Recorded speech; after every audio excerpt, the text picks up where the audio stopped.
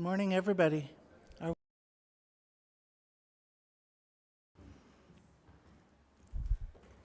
Are we live? Great, thank you. Well, good morning, County Councillors and staff and any public members who are watching online. Welcome to my first meeting of this council on Monday, December the 20th. It's an honor to be here. I would like to thank my fellow county councillors for putting your confidence in me. I appreciate the opportunity, and I just wanted to say that I will be coming and visiting all of your local councils early in the new year, find out what your local priorities are. So we'll make an appointment to come and sit through your council meeting. And then I'm also going to be asking somebody who's brave to take me for a tour of your particular township. And so we'll be doing all of those things in the new year. I'd also, before I open this meeting, like to take the opportunity to congratulate Councillor Warden and Councillor Jaworski, Mr. Mayor, Madam Deputy Mayor of South Glengarry, congratulations on your appointments. So I will ask the clerk to open the meeting by resolution. It's moved by Councillor Smith, seconded by Councillor Gardner, that the meeting of the Council of the United Counties of Stormont, Dundas and Glengarry be hereby called to order. Thank you. And adoption of the agenda? Oh, sorry. All in favor? Thank you. Carried. Adoption of the agenda. It's moved by Councillor Fraser, seconded by Councillor Wirt, that Council approve the agenda. All in favor? No? Okay. Councillor McDonald? I'm just asking if we could take out the resolution from Prince Edward County in regards to funeral, burial, and cremation services regulations. We have an issue in North Glengarry it's growing. We have more and more private burial sites that we are being responsible for, and I think it's going to happen in the rest of the counties as well. So I would like to see us support this resolution. Thank you. Yep. Thank you, Councillor McDonald. So that we'll put that under miscellaneous business, number 15. Okay, are there any other additions to the agenda? Seeing none, all in favor? Thank you. Carried. Is there any disclosure of pecuniary interest in general nature thereof? Seeing none, the adoption of the minutes. Madam Clerk. It's moved by Councillor Warden, seconded by Councillor Gardner, that the minutes of the meeting, including the in-camera minutes of the Council of the United Counties of Stormont, Dundas and Glengarry, held November 15th and December 8th, 2021, be adopted as circulated. Thank you. Are there any errors or omissions in the minutes? Seeing none, all in favor? Thank you. Carried. Okay. Now we're going to move into a public meeting. Madam Clerk, will you please read the resolution to open the public meeting? It's moved by Councillor Wirt, seconded by Councillor Fraser, that the public meeting to consider an official plan amendment be opened at 9:05 a.m. Thank you. All in favor of the motion? Carried. So, Mr. Young, you will carry us through the information, please? Thank you, Warden Williams. So the public meeting is a forum for the public and council to get information that pertains to, in this case, it's a housekeeping amendment to the bedrock policies in the official plan. I can advise that we do not have any members of the public that are registered to join this public meeting, but I will give a brief overview for council if you have any questions. So I'll just put on the meeting is also being held pursuant to section 17 and 21, 22 of the Planning Act. Anyone wishing to receive further notice can send an email to info@scgcounties.ca, or if they'd like to be notified of the decision, we are recommending council consider later in the meeting. So just quickly, I will just put up what we are discussing. So the county official plan has a couple of different layers for protection of mineral aggregate resources. We are required by the provincial policy statement to make both sand and gravel and bedrock mineral aggregate resources available as close to market as possible, and also to identify deposits where we know they exist and protect them in our zoning bylaws. So the background for this, and I'll give an example in North Dundas, is that there's two different main schedules. We identify this on the county official plan. Schedule A is your main land uses, so it also has agriculture, rural, has your settlement area boundaries, all the main building blocks of the official plan. So right now we have a mineral aggregate reserve and another layer for licensed pit and quarry. So here's an example here along the Sullivan quarry. You have the main quarry here, and then this is the reserve for future expansion. The municipalities are required to protect these in the zoning bylaws. So what happened is that during the last official plan review, when council came up with the new official plan, it was identified that the text official plan only talked about protecting sand and gravel and put bedrock resources, which is this, and it covers a good chunk of the county, and this is just in North Dundas. You can see it's covering quite a bit of the municipality.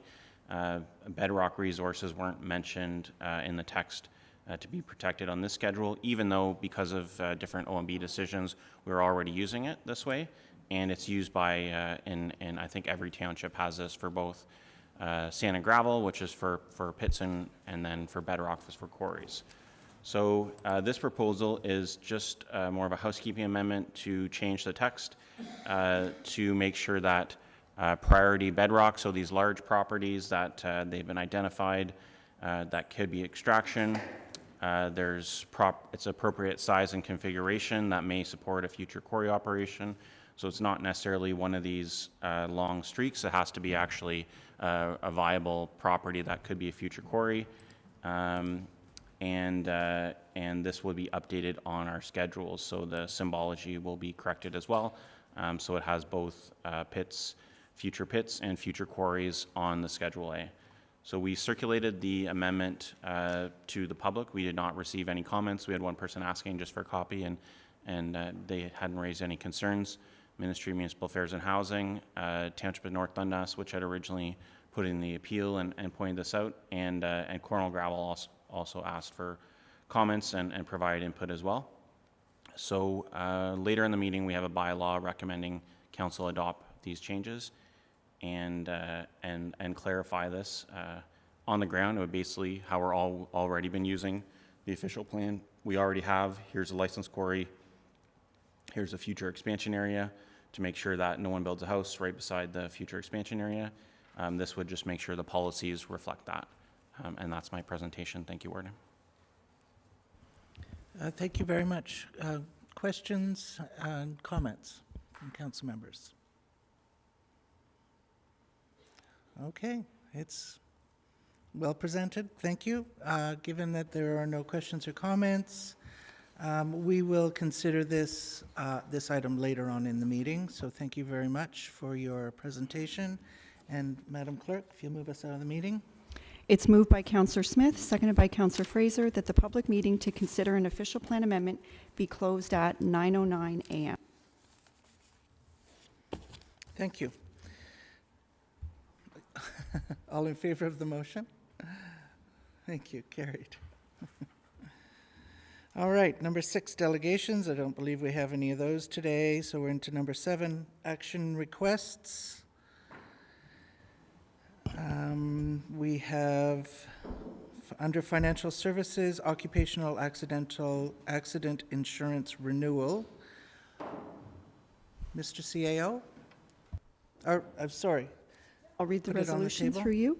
It's moved by Councillor McGillis, seconded by Councillor Warden, that the Council of the United Counties of Stormont, Dundas and Glengarry accept the proposal from Chubb Insurance Company of Canada for the January 1st, 2022 renewals of the occupational accident insurance policy at a premium of $6,487 plus tax, and the excess workers' compensation indemnity policy at a premium of $39,481 plus tax, and that the Director of Financial Services Treasurer be authorized to sign all necessary documents to give effect to the contracts. Thank you.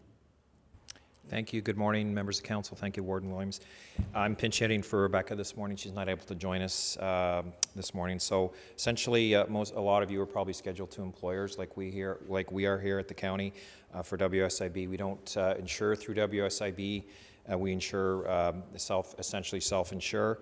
The cost of Rebecca talks about the cost of WSIB. If we were a member, it would be about $245,000 a year. So essentially, this is our insurance policy that we bring forward to council every year to cover us in the event that we have an occupational illness or injury. So there's two components of it. There's the base policy, and then there's the excess indemnity. So in total, it's about $46,000 for the year. There's a slight increase, but as you know, we're in a hard market for insurance generally, so we think that's pretty reasonable. And Chubb, as far as we know, is the only market in this business. So if you are self-insured Schedule 2, you're probably using Chubb as well locally. So I'd be happy. It's fairly straightforward, but I'd be happy to answer any questions if there are any. Thank you. Any questions or comments? Okay, seeing none. All in favor of the motion? Carried. Thank you. Under transportation, we have approval of the County Forest 5-year operating plan. Madam Clerk? It's moved by Councillor Wirt, seconded by Councillor Gardner, that the Council of the United Counties of Stormont, Dundas, and Glengarry support and approve the County Forest 5-year operating plan 2022-2026. Thank you. Please go ahead, Ben. Thank you, and you get me for a while. I think I've got a bunch of reports in a row here. So we'll start with the 5-year operating plan, and I've invited Mr. Pat Pitts, who's the SNC Forester, who works on our behalf, to attend and be able to answer questions if that council may have, because he certainly is much more knowledgeable on this kind of thing than I am. The 5-year operating plan is really intended to give us, as forest owners, direction in terms of what we're doing with our forests over the next 5 years. It fits into the 20-year management plan that the county has, and that at the end of this 5-year operating plan, that 20-year management plan also expires. So we're coming into a double expiration at the end of this next kind of, we'll call it term. In terms of what the operating plan, I won't get into great detail. The whole operating plan is provided to council in the agenda. It gives an overview of what we did over the last 5 years, which is a bunch of various harvests, resulting in about $60,000 worth of revenue for the county. In terms of what we're doing moving forward is, of course, trying to encourage forest renewal and growth in accordance with our certification. And what that's doing is it's a natural regeneration and kind of maturing into hardwood and diversified types of forests. So that involves, planned harvests, thinnings, plantings where necessary to get there. We have a couple of things that are of interest, I find at least, that I wanted to point out to council is, of course, one thing that comes up generally when we start talking about the forest operating plans is emerald ash borer. We do intend to, there are some specific harvests that are looking to remove ash where we have big ash composition. So there's 3 blocks that we're planning that have greater than 40% ash composition. And once harvested in those blocks, the forests are not eligible for harvest for another 40 to 50 years. We do have a salvage operation for some conifer in SDG 25. And that's a 2.1 hectare red pine plantation. And what was observed there is that the forest is in, or those conifers are in decline, and it's suspected because of the environment that they're growing in is the issue there. So take them out while there's value, and then replant species that are a little more compatible with that type of environment is the intention there. We have, it does note the maple tapping that we have entered into now, the maple tapping lease, and identifies some other forests that we can move towards expanding our maple tapping operations. So some things to think about over the next 5 years. So that's really it in a nutshell, and certainly if there's any questions, I'm happy to answer them, but realistically, it's going to be Pat that's answering these questions if there are some. So I'll leave it at that and open it up for discussion. Questions, comments? Councillor Fraser. Thank you, Warden Williams. I guess this is a question for you, Ben, but I'm sure it's going to be Mr. Pitts.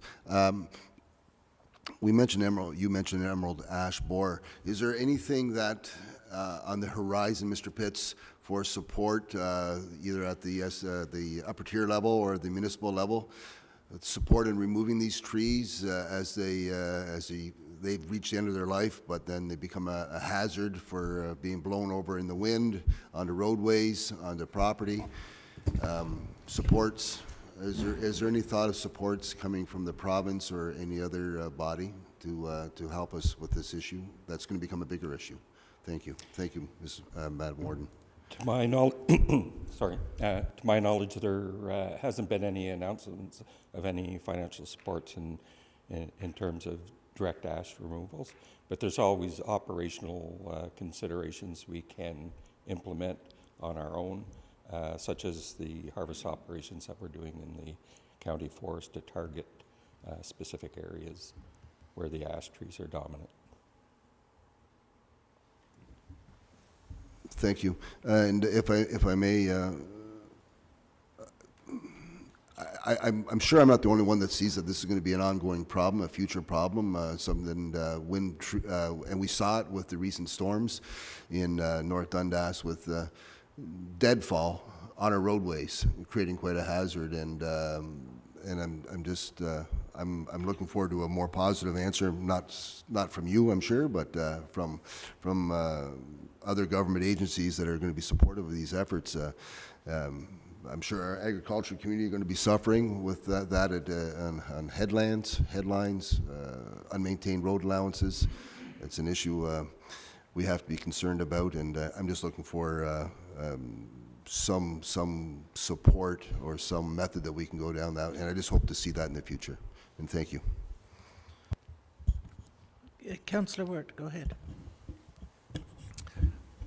Through you, Madam Warden, and I think I've made this comment before, and I'd just like to sort of press it home, but our roadside tree planting, I think we put about 750 trees in this year, and it's not a big amount, but I think it's indicative of how complex that program is, because you have to respect tile drainage, power lines, property edges, branches going into crops.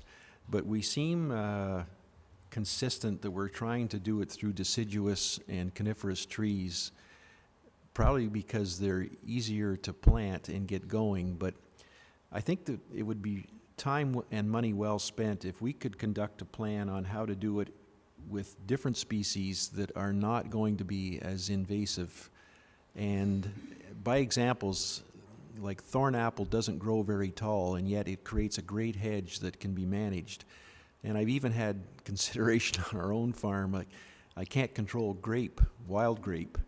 So you would wonder, you know, that we couldn't simply just put up, you know, some kind of really cheap infrastructure and let this stuff grow.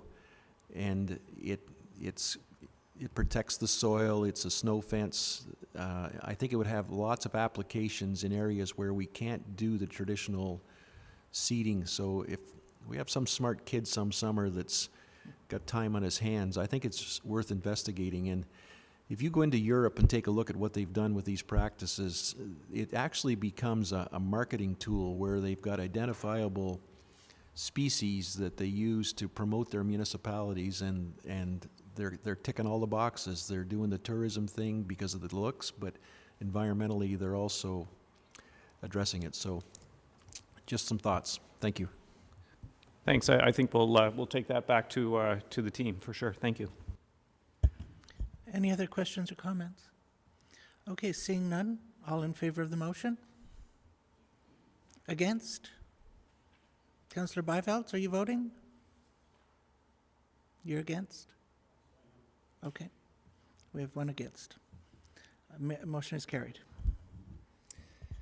Okay, moving on. Finch-Roxborough Boundary Road. It's moved by Councillor Laundrie, seconded by Councillor Armstrong, that the Council of the United Counties of Stormont, Dundas, and Glengarry direct staff to complete a review of the Finch-Roxborough Boundary Road and make a recommendation as to whether this road should be considered for inclusion into the county road system, and that this report be provided to Council no later than June 30th, 2022. Thank you. Go ahead, Ben. Background for those that are not on North Stormont Council.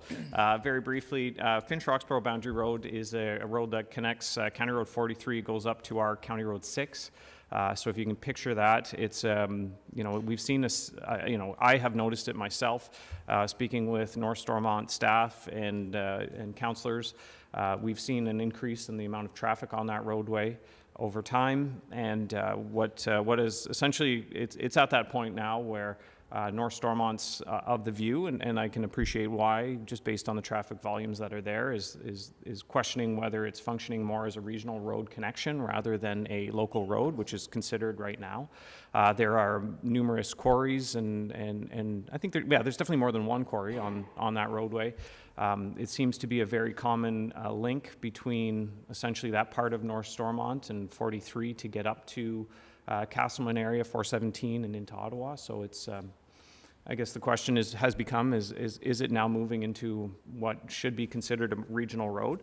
At a staff level, I've always contended that, doesn't matter what it is today, where it is today, we should consider roads based on how they're functioning and treat them that way. One way, it doesn't matter, one way or the other. North Stormont has recently passed this resolution that's attached to the council report, asking to begin discussions with the county in particular. What I'm bringing forward for council's consideration, I just want to make sure that there's some support around the table that we do start those discussions. I don't want to go down a road that council isn't comfortable with or doesn't view as a priority for ourselves. And conversely, I want to make sure you're aware of it and put a timeline on it so that we've got something to work towards, and North Stormont knows where we're moving towards as well. So with that, I guess we'll open it up for any questions. Thank you, Ben. Councillor McDonald. Thank you, Madam Warden. I'm not opposed to this and getting a report back. Just wondering, what is the current condition of that road? Would it be a now road, or? I'll let you folks, if you want to describe it, if I may, through you, Madam Warden. Yeah, and I think the reason for the uptake is the fact that it's in such good shape. We've had, there's been a lot of money put into it. It's cold. What's the covering that's on it? Is it cold? It's not paved. It's cold patch. Surface treated, but the volume of traffic is indicative of how busy 138 is, and this is a parallel route with, let's say, not the same amount of supervision that 138 has, and there's numerous attractions to that for some people. So I think Ben's numbers are entirely true. Rush hour in Ottawa and rush hour in the morning and in the afternoon are both Ottawa traffic running parallel to the 138.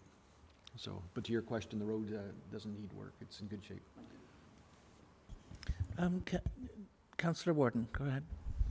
Thank you, Ms. Warden. I like the idea that we're able to take a new road on. The counties a few years ago, negotiated a few roads out. So I like the idea that we can help our local townships. I've traveled that road. It's very busy, and I think this is a good move. Councillor Bijveld. Thank you, Warden.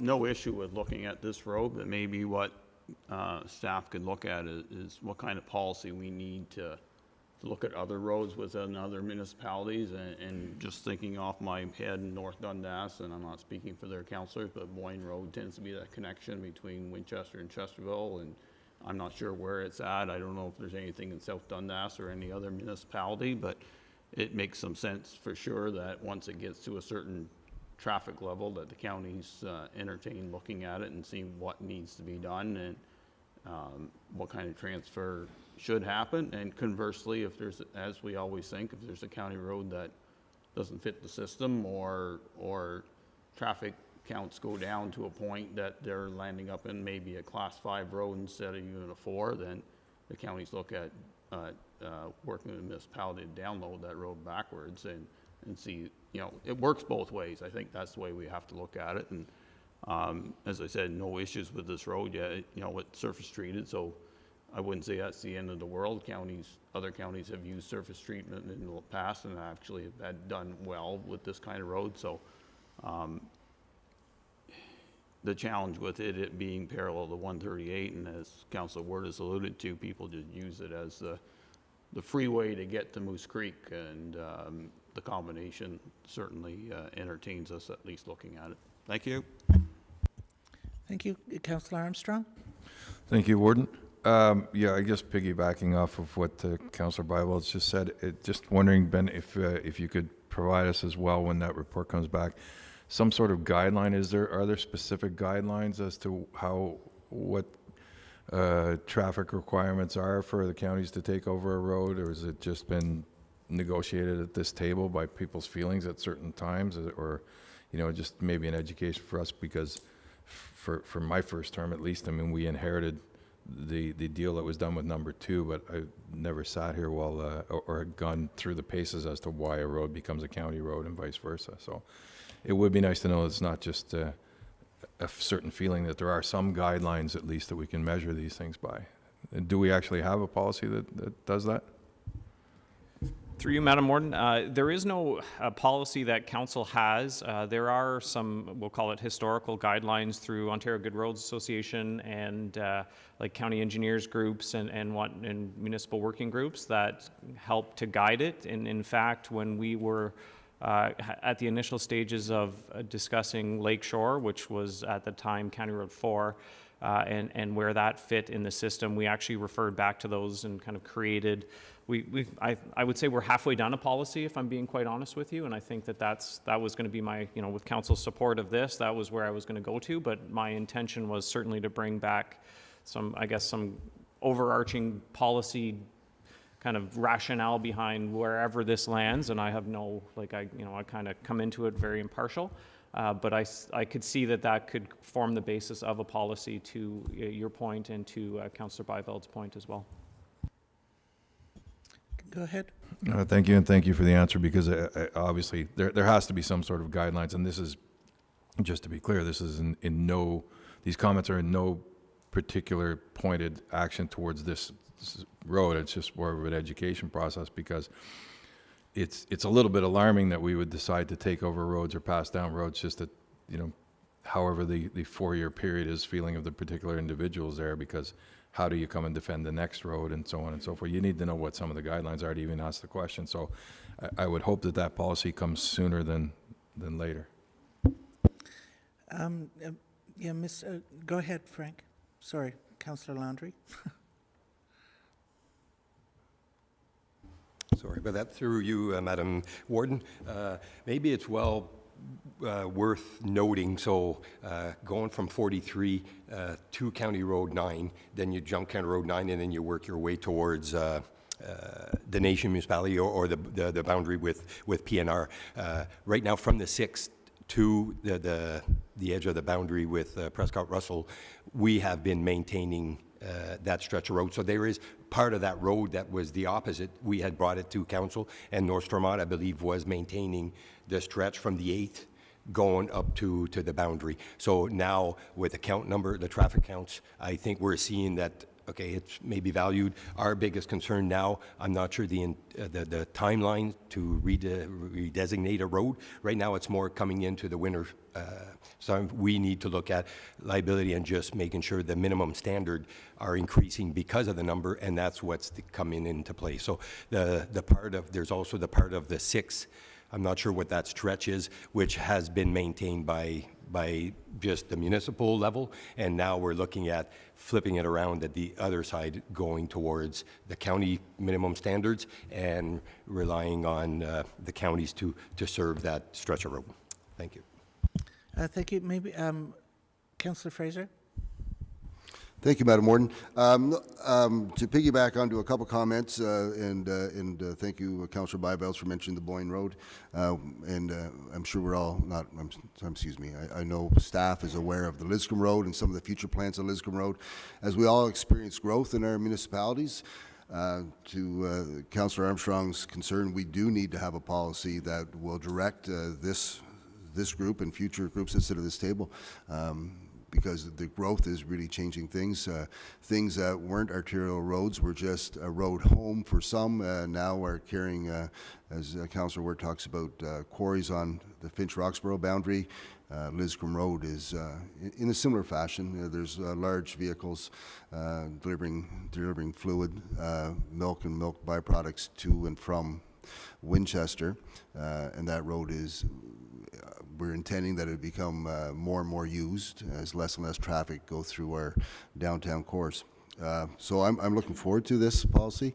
I'm looking forward to an understanding that as we grow and as traffic counts go up, we need to look seriously at how we're going to maintain to the minimum standard or beyond what the residents in SDG expect. Thank you, Madam Warden. Councillor Armstrong. Thank you. Given some of the sentiment and the sentiment that I've expressed and Councillor Byvelds has expressed, and I think as Councillor Fraser said, and I think in many ways as what you're saying, Ben, I would think that we should take a review of this road and get the policy going. But I would think that option 3 is something that we should very seriously consider and undertake a system-wide review instead of just a road-by-road basis. Because if everyone's correct, and I assume that everyone that's spoken is, there will be more than one road coming up in the future. So if we're going to do something for posterity, I would think we might as well go ahead and undertake the whole system-wide review, as opposed to, you know, next year when North Dundas comes up with one and South Dundas and so on and so forth. We might as well have that review done. That would be my recommendation for this motion. Okay. I was about to suggest something slightly different, but it's up to council. Because I do see the need to move forward with actually addressing this road, since it has been put in front of us and we are in the winter months. Would it make sense, in the context of what Councillor Armstrong was saying, would it make sense to deal with this road independently, using whatever information you come up with as a basis for a policy, then producing a policy sooner rather than later, and then looking at that policy, assessing what Councillor Armstrong just mentioned, whether or not a county-wide study is necessary. Councillor Byvelds. Thank you, Warden. I'm prepared to put an amendment on the current motion that we ask staff to do a full review of the county road system in this regard. And I'll let Madam Clerk figure out how to say it, but looking at option 3 as something that adds to this. At least we're not looking at one road in isolation. We'll kind of look at the system. It's a little bit of work for staff, but if they're halfway there, at least it adds to what I think, excuse me, where this council seems to want to go right now. So I'm willing to add that as an amendment, and you don't mind wording it, and I'll look for a seconder on that. Thank you. So, Councillor Byvelds, to actually go and have that study done by an independent... Not necessarily. I'll let staff figure that out. If they need independent advice, then that's fair enough, but no sense in spending it'd be I think it was $100,000, something like that, 50,000, something. Well, depends on how far you go, right? And we do have a roads needs study. It's going to give us some information, I guess, right? Coming. If council approves the budget, you're going to have some new numbers to work with. We have a road needs study, but that doesn't fit into the context of this. That's more condition of road rather than kind of function of road, if I may. It all depends on when council sees this. Like, if I'm just going to be realistic with council, this I think was very achievable by June, just given that we're going to get a budget approved and then start putting projects out the door.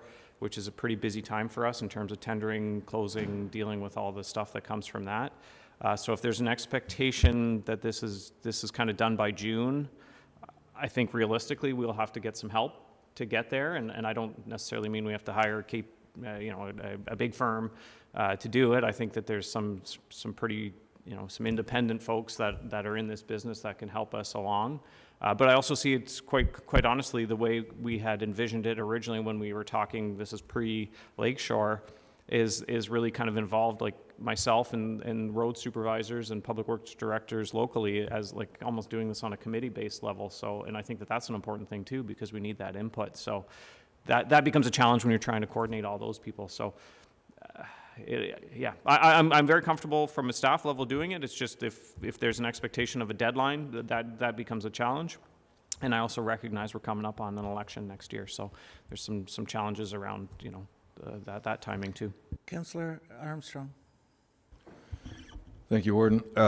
For myself, I agree with Councillor Byvald's, and I don't believe he put a time limit on it, and I'm not looking to put a time limit on either. My answer, somewhat glib, would be I would like to see the report when it's done.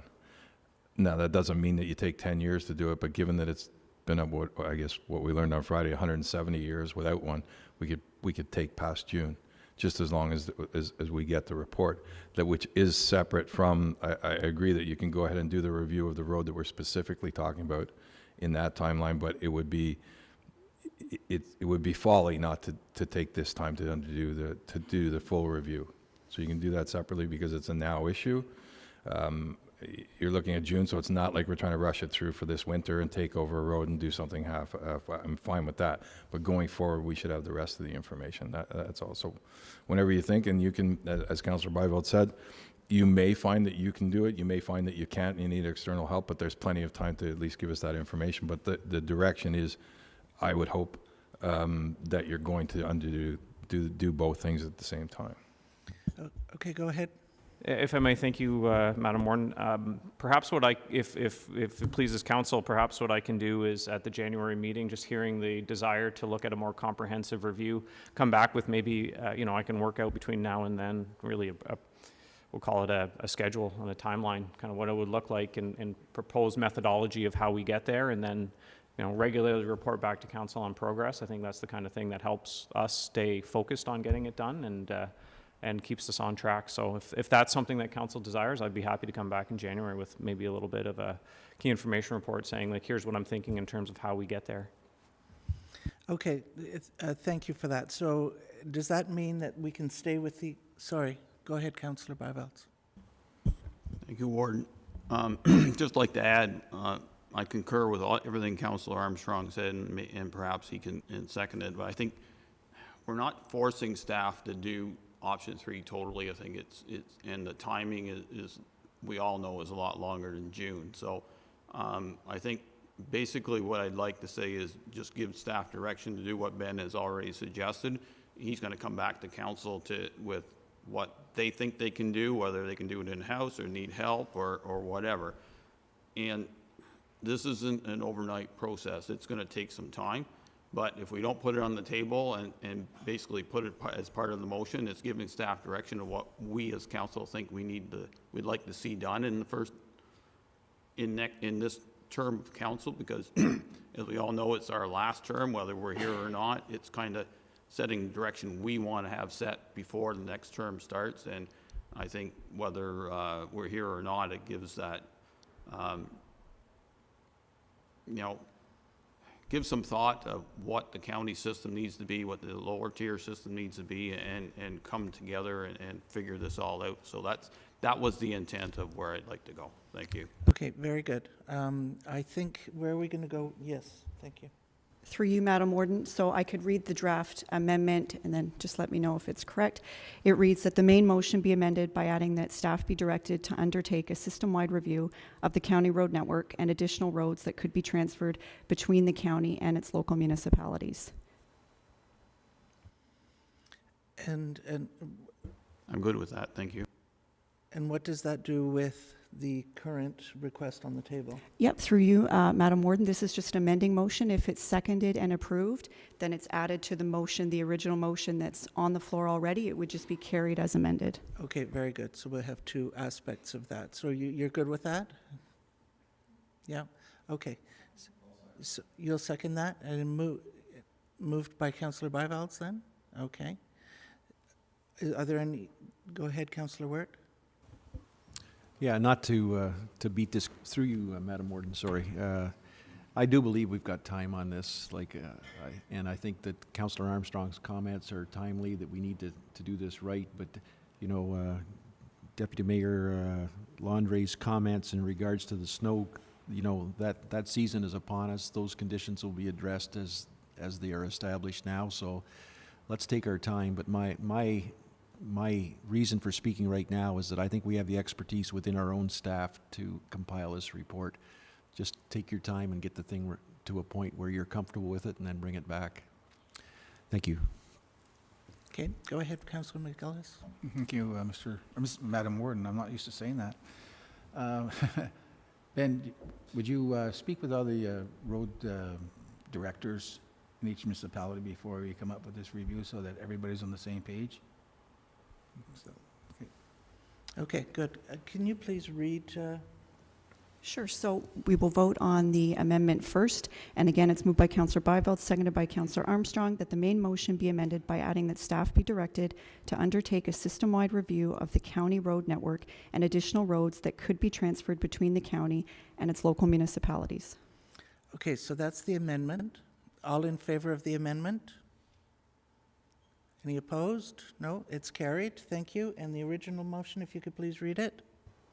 It's moved by Councillor Landry, seconded by Councillor Armstrong, that the Council of the United Counties of Stormont, Dundas and Glengarry direct staff to complete a review of the Finch-Roxborough Boundary Road and make a recommendation as to whether this road should be considered for inclusion into the county road system, and that this report be provided to Council no later than June 30th, 2022, and that staff also be directed to undertake a system-wide review of the county road network and additional roads that could be transferred between the county and its local municipalities. Okay, any further comments? We're good to go? All in favor of the motion? None opposed? Thank you very much. Okay, moving right along, we're at 7.3C, Construction Supervisor, Bridges, Job Description, and Recruitment Process. Madam Clerk. It's moved by Councillor Smith, seconded by Councillor Warden, that the Council of the United Counties of Stormont, Dundas and Glengarry approve the attached job description and salary classification job class for the position of Construction Supervisor Bridges, and that Council authorize the commencement of the recruitment process for an individual to assume this position, and that Council approve the revised job description from Field Technician to Construction Supervisor Roads, and that the County Organizational Chart, Schedule A to Bylaw Number 5038, a bylaw to set remuneration for non-union staff, and any other relevant documents be amended to reflect the above changes. Thank you. Go ahead. Thank you, and I guess this is somewhat of a reflection on my time here at the county since I began.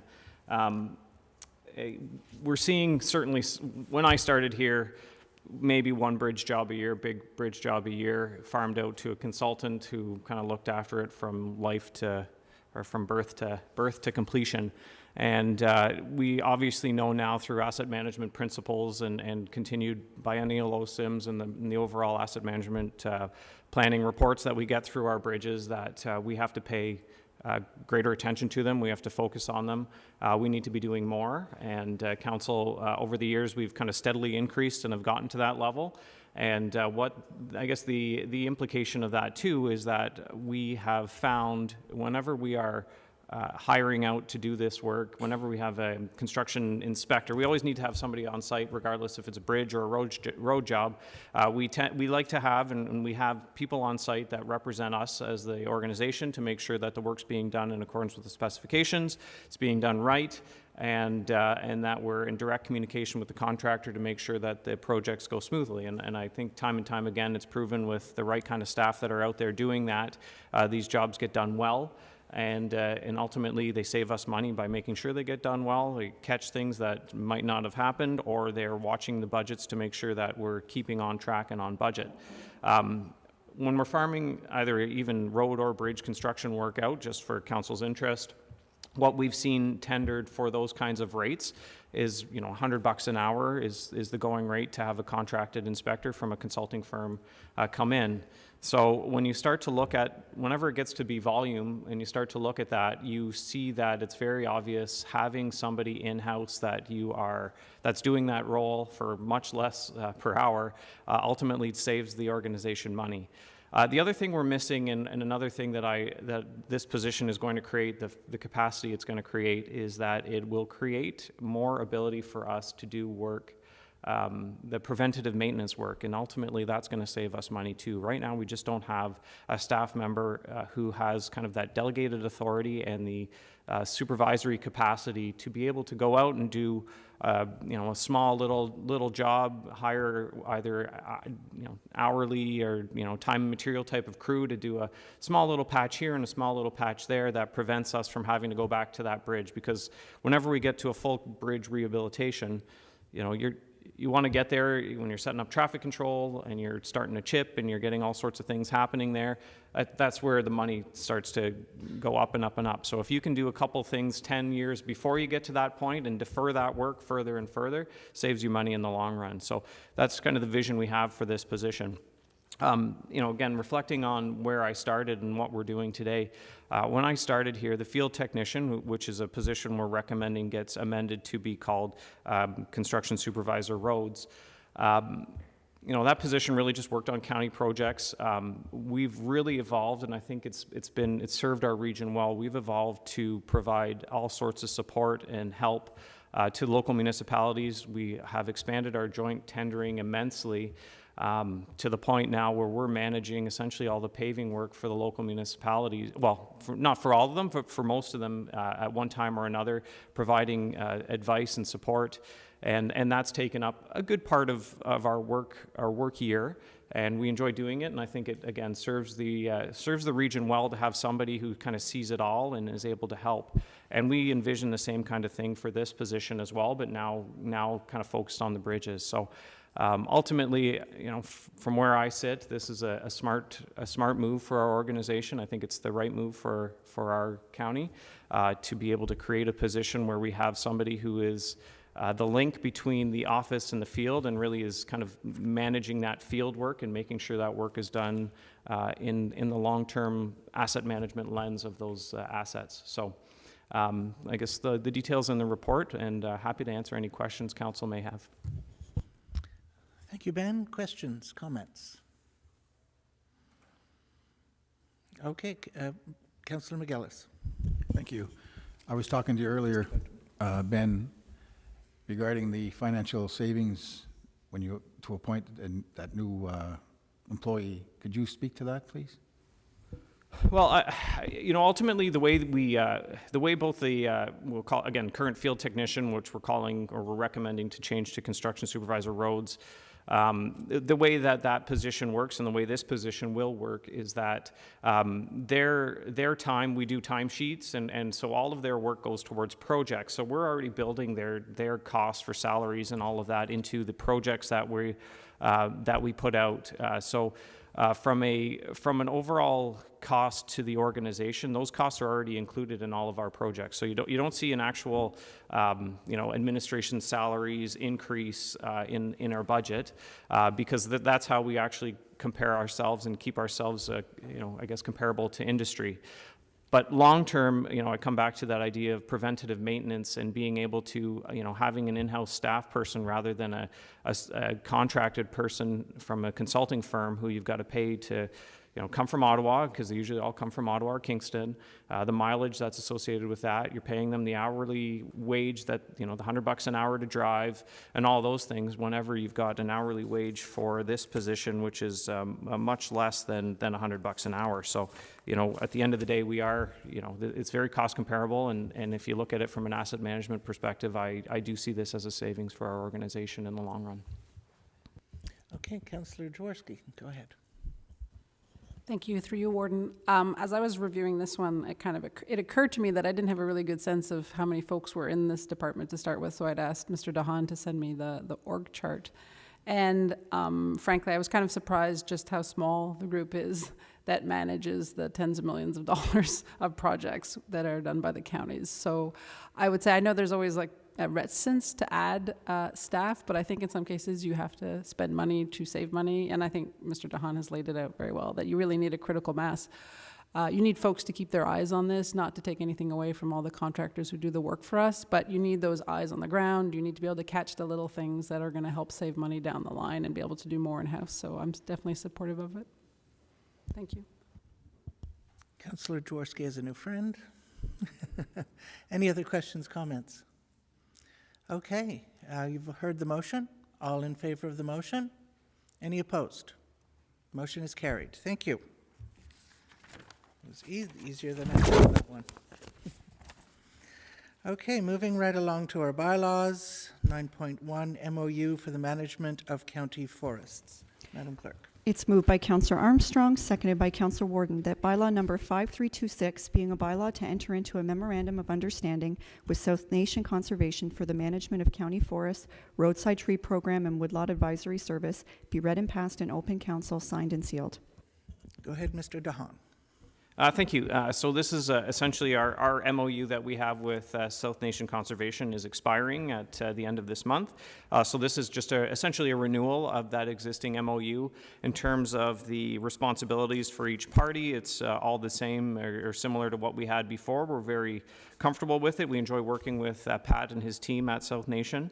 I know we had talked during budget time with respect to using some funding to get a contracted position to support the work for internally, and I see that that fits very well in terms of how, if anything, it gives Pat a more reliable person to deal with on a more daily or more regular basis than what he gets from me, and I recognize that, I'm not complaining. My time's spread, and sometimes some of these forestry things that are important for the forestry division just they end up on the bottom because trees grow pretty slowly, but we need to plow roads and things like that sometimes. So at the end of the day, for us, this is it's a MOU that works very well. The cost is really approved by council on an annual basis. So if council, there's a termination clause. So depending on the amount of money council wants to put towards the support and the work we do, or if they ever decide that they want to take it a different direction, we've got those opportunities there. So with that, I guess I'll leave it for council, and Pat remains here to answer any questions from South Nation's side if necessary. Thank you very much. Go ahead, Councillor Byvalds. Thank you, Warden. Speaking directly to the motion on the table, I don't have any issue with South Nation doing this work. They've done this work for many years, and I guess the question of how our proposed forestry tech would work with them and perhaps save some dollars has been somewhat answered. I will allude back to our 5-year plan and make the comment that as much as we need a 5-year plan, and I think it's very extensive, it's almost too extensive, and I do hope that some common sense comes to the table when we look at our forests and always recognize that nature will take care of nature. We have to do some work, but as I drive by a lot of forests, much of them are not really managed by anybody, and they still manage to tag along. Some of them are very, very good. So balance it out, and I guess that would be my reason for not voting against for the 5-year plan. Thank you, Ward. Okay, thank you. Any other questions or comments on this? Seeing none, all in favor of the motion? Any opposed? Carried. Thank you. Signed encroachment agreement with the Macintosh Inn. It's moved by Councillor Gardner, seconded by Councillor Smith, that bylaw number 5327, being a bylaw to enter into an encroachment agreement with the Macintosh Inn, Morseburg, for their existing signs, be read and passed in open council, signed and sealed. Mr. DeHaan. Thank you. Yeah, so the next two that we're going to talk about are related to the Macintosh Inn in Morrisburg. And really this comes about as a result of severance that the owner was undertaking to create a commercial lot on the east end of their existing property. And when you go through those kinds of things, you start to look at where's the property lines, where are things, and ultimately what we had discovered during that time was that the two signs were encroaching into the right-of-way. And as council will consider in the next one, there was a 1-foot reserve across the entrances that are currently being used by that business. So, you know, for us, this is just a formalization of existing kind of how it is. It's a technicality more than anything is how I would describe this. And from our, you know, from council, or excuse me, from staff's perspective, and hopefully council shares that view. Like, this is just to formalize it, keep things going, and we'll continue on. And you know, the owner has been very easy to work with and good, and happy to kind of get things technically correct as they work through their severance process. Great, thank you. Any questions or comments? Go ahead, Mr. Councillor Byvalds. Thank you, Warden. Ben, no issue with this. I think, you know, I know the owner very well, and some of the past stuff that was done was just done, and now a formal agreement's not the end of the world. If the west sign is encroaching counties, is the parking lot somewhat encroaching at the same time, and is that an issue, or is that something that we're just going to work with them and drive on? Work with them and drive on. Any other questions or comments? You've heard the motion. All in favor? Any opposed? Carried. Thank you. And formalize access to County Road 2, Macintosh Inn. It's moved by Councillor MacDonald, seconded by Councillor Laundrie, that bylaw number 5328, being a bylaw for the purpose of establishing land as part of the highway, be read and passed in open council, signed and sealed. Thank you, Mr. Dahan. Thank you. As I mentioned, this is kind of the clean way to remove those 1-foot reserves. And I should mention, you'll see in the agreement of the previous one, and I think in this one as well, we didn't have the registered plan, but the registered plan has now been provided, and the clerk has it. So they'll make sure, the clerk will make sure that those bylaws are properly notified. Anyway, this is just opening those 1-foot reserves where the entrances are, as well as where the new entrance will be for the newly severed lot. Excellent. Any questions or comments? Seeing none, all in favor in the motion? Any opposed? Carried. Official Plan Amendment number 8. Oh, we have one more encroachment agreement. Sorry, I ticked it off too soon. Encroachment agreement for O'Farrell Financial Sign, 510 St. Lawrence Street, Winchester. Madam Clerk. It's moved by Councillor Laundrie, seconded by Councillor MacDonald, that bylaw number 5329, being a bylaw to enter into an aerial encroachment agreement with 268-5416 Ontario Incorporated, O'Farrell Financial, for their new sign located at 510 St. Lawrence Street, County Road 38, be read and passed in open council, signed and sealed. Thank you. Just for council's information, so we've received an application for a digital sign to be installed on O'Farrell Financial, which is in essentially downtown Winchester.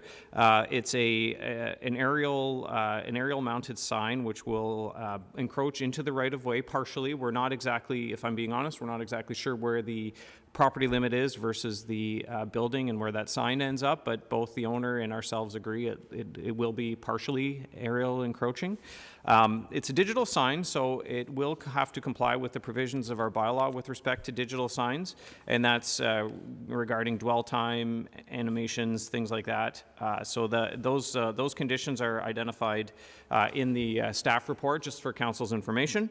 The Township of North Dundas CBO has signed off on the sign permit application, so the township is aware of the potential installation of this sign and signing off agreed it complied with their bylaws. So ultimately, it's what this is in front of council for is just to make sure that we cover ourselves from the encroachment perspective. So if there are some concerns with respect to how that encroaches in the downtown core, certainly we can we can pause, go back, get the actual detailed information. But this is how we've generally treated these kinds of things, where we're a little bit uncertain with respect to the exact extent of the encroachment. We just keep it general in terms of what the agreement states and work with the business owner to get that sign up. So with that, I'll leave it for council's consideration. Thank you, Mr. DeHaan. Councillor Fraser. Thank you, Madam Warden. No, as Mr. DeHaan mentioned, they've had a discussion with our CBO, and my confidence is in our CBO and confidence with Mr. DeHaan and Mr. DeHaan's staff that this is going to be done in a fashion that serves us all well. And I'm looking forward to this moving on and this bylaw being passed. I think this is being dealt with and handled in the most appropriate fashion. Thank you. Any other questions or comments? You've heard the motion. All in favor? Any opposed? Carried. Thank you. 9.5, Official Plan Amendment Number 8, Mineral Aggregate Resource Housekeeping Amendment. Madam Clerk. It's moved by Councillor MacDonald, seconded by Councillor McGillis, that bylaw number 5330, being a bylaw to adopt Official Plan Amendment Number 8, a housekeeping amendment of the mineral aggregate resource policies to the official plan of the United Counties of Stormont, Dundas, and Glengarry, be read and passed in open council, signed and sealed. Thank you, Madam Clerk. Go ahead, Mr. Young. Thank you, Madam Warden. The only thing I would add, this is what we considered at the public meeting earlier this morning. Again, we have no concerns from the public. The agencies have reviewed, and this will also help us resolve the official plan appeal from the Township of North Dundas as well. So we're recommending we pass the bylaw. Thank you very much. Any questions? Councillor Warden. Through you, Madam Warden. Is there not a waiting period of 21 days? Am I getting something mixed up? Should council pass the bylaw, there would be a 20-day appeal period. But for the notice of public meeting, we provided the required notice. So typically, if it was a more controversial file, we might say, let's wait till another meeting for council to consider if we had members of the public sign up. But in this case, no one signed up for the meeting. Thank you. Very good. Any other questions? You've heard the motion. All in favor? Thank you. Carried. The consent agenda. Madam Clerk. It's moved by Councillor Laundrie, seconded by Councillor MacDonald, that all items listed under the consent agenda section of the agenda be received for information purposes and filed. Thank you. You've heard the motion. All in favor? Thank you. Carried. 11, boards and committees. Starting with the Joint Liaison Committee, I don't know who was at the last meeting. There was no meeting? No? Okay. Library Board. Somebody want to take that? Was there a meeting?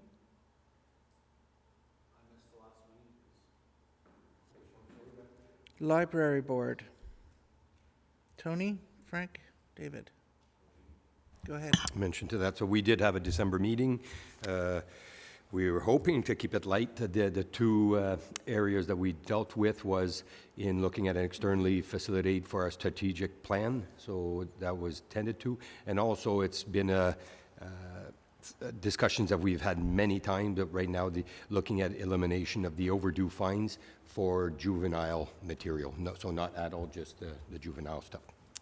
Aside from that, it was moving on to 2022. Thank you. Thank you, Councillor Landry. Police Services Board. Councillor Wirt or Councillor McGillis? Through you, Madam Warden, we had a meeting early in December, and many of the topics that were been presented to counties were gone over again. The support and the numbers supporting the mobile unit in particular, front and center. So it's standard business and another successful year, I think. Thank you. Excellent. Thank you for your report. We have the Eastern Ontario Health Unit. I think, Councillor Gardner, you were...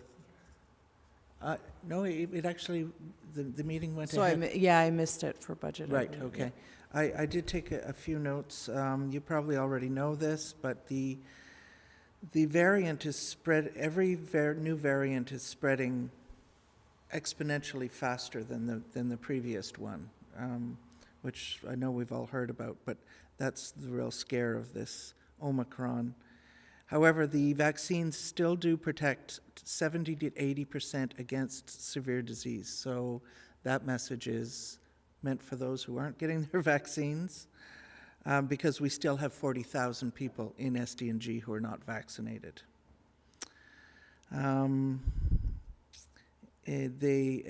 Basically all Eastern Ontario Health Unit programs are cancelled, and it's all hands on deck trying to deal with the this Omicron, and that's about all that I have for that. Glen Stordon Lodge. Councillor Byveld, Councillor Warden. Madam Warden, we had a meeting in November. We continue to try and find a new director of care. That position was vacated earlier this year. Things are continuing on as normal, and there hasn't been an outbreak there for some time, so things are good. Thank you for your report. Cornwall and Area Housing. I'll take that. Thank you. Through you, Madam Warden. CHC had their last official meeting this month. We did some cleanup. They're going to be merging now with the Cornwall Housing. I can't remember the exact, they come up with a new name. I don't know if that's official yet either, but it'll be under another branch. However, although we are merging, we have some in-camera business, so until that business is cleared up and taken care of, we'll be having intermittent meetings until we can take care of that, and then I think it'll belong to the joint liaison, maybe, I believe. So that was it for us. Thank you for the report. And then the committee will be defunct after that? The committee will be defunct after that? Yes. Okay, thank you. Did you have something, Councillor Gardner? No. St. Lawrence River Institute, Councillor Gardner. Thanks, Warden Williams. Not much to report. We had a meeting December 9th. We're talking about the strategic plan implementation, and we did select the winner of the River Award, which will be announced shortly. Thank you for your report. Raisin South Nation Source Water Protection. We haven't had a meeting in some time. Municipal Advisory Algonquin Land Claim, Councillor Fraser. Thank you, Madam Warden. Nothing to report. Eastern Ontario Agri-Food Network, where we've been up to our neck in that committee with strategic planning. We did the second 3-hour marathon meeting last week. You can be glad you're not on that committee, but there is progress being had with that. With regards to Regional Emergency Response Council, that committee is now meeting just once a month, and we haven't met yet this month. So if there's nothing else, then we are on to key information reports. The 2022 council meeting dates, Madam Clerk. Thank you. Through you, Madam Warden. The proposed 2022 council meeting dates are before you. This is as per our county procedural bylaw. You will note there are a few slight changes, though. The first meeting in 2022 will take place on January 24th. This is 1 week later due to the Christmas closure and getting the agenda and reports ready to go for you. Moving along to August, the August meeting is August 22nd. It's a little bit later as well due to the AMO conference. And you'll note the last meeting of the term of council is October 17th, 2022. You will also note that there is no scheduled meeting in November. This is because the 2022 municipal election calendar has impacted the county's November council meeting date. The new term of the next council begins on November 15th, 2022. So if required, a special county council meeting will be scheduled prior to November 15th in coordination with the warden. Thank you. Any questions on that? Okay. Oh, sorry. Councillor Byvelds. Thank you, Warden. Just a suggestion, Madam Clerk. I know it's a challenging year because of the way the new term is structured compared to the old.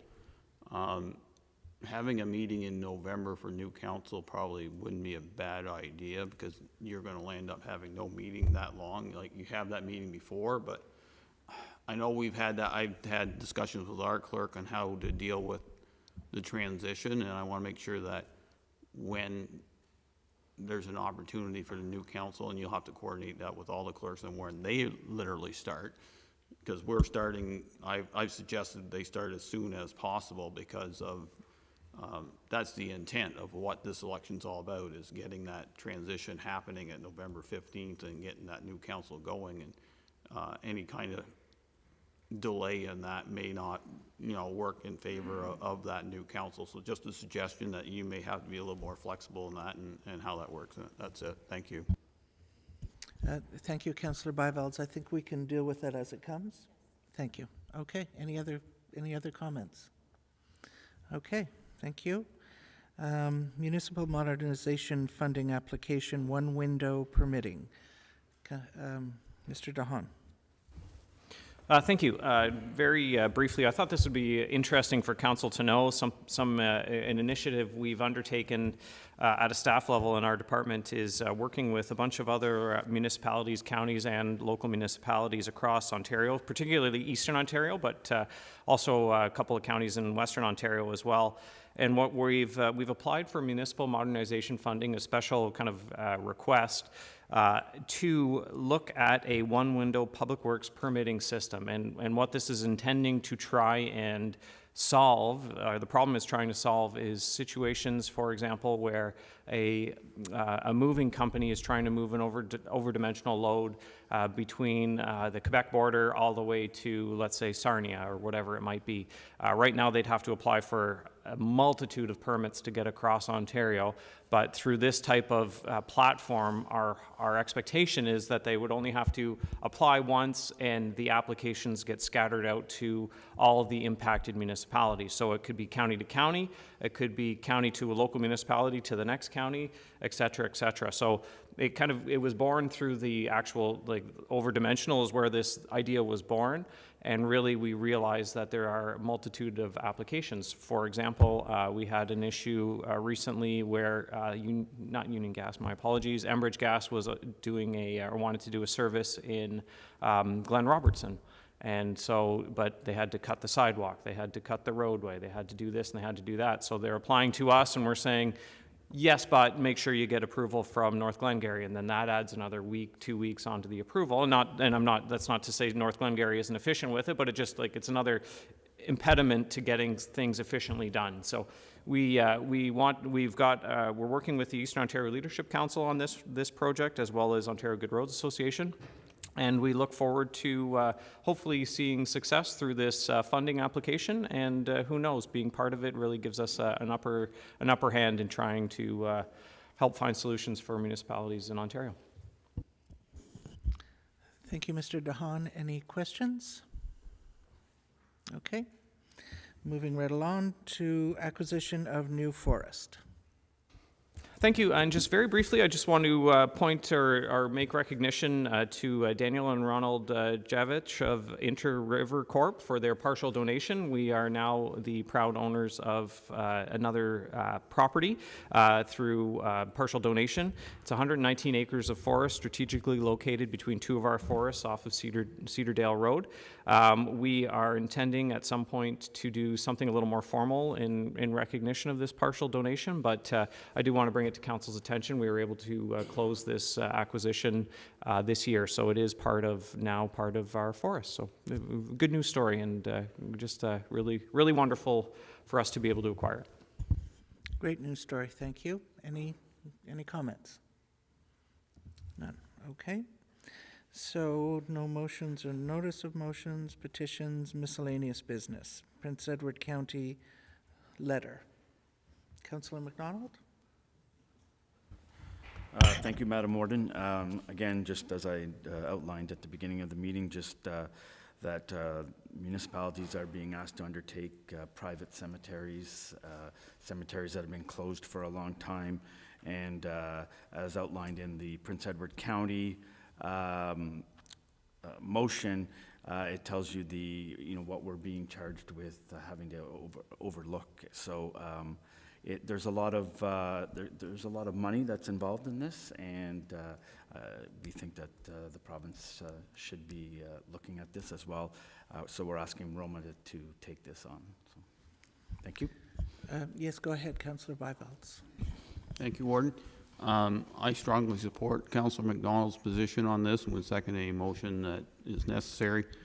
I think it's a dilemma on both sides. I know we as municipalities, lower tier municipalities, and since Prince Edward County is a single tier, they have to look after it also.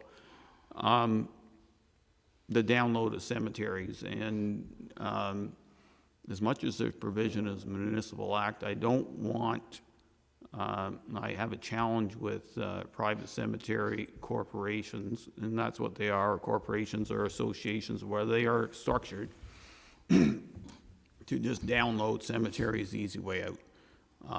I can understand when the cemetery gets to the end of its life and it's done and they say, there's no money left, hands off, here it is, municipality, you can mow it and do whatever you need to do. That's fair enough, because we are legally obliged to do so. But it's the ones that are active and are starting to run out of funds, or the church has dissolved and the board is kind of just hanging on by their fingernails on how they're going to do it. And some of them are very large cemeteries and can end up being, as Councillor McDonald has alluded to, expensive propositions, a lot of staff time.